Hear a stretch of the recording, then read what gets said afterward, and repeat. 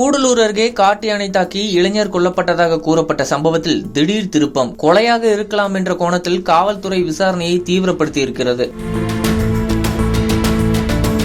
உயிரிழந்த இளைஞரின் நெருங்கிய 4 நண்பர்கள் தலைமறைவாகி இருக்கிறார்கள்.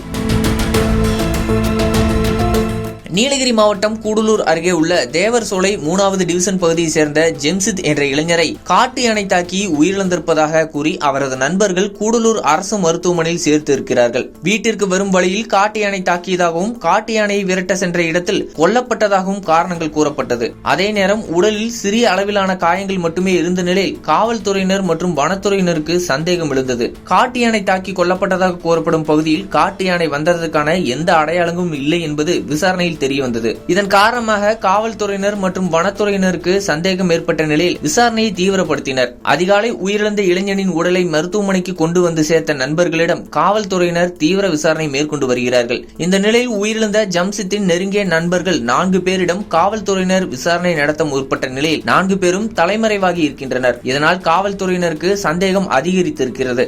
தலைமறைவாக உள்ள 4 பேரையும் பிடித்து விசாரித்தால் மட்டுமே உயிரிழப்புக்கான உண்மையான காரணம் தெரியவரும் என கூறப்படுகிறது.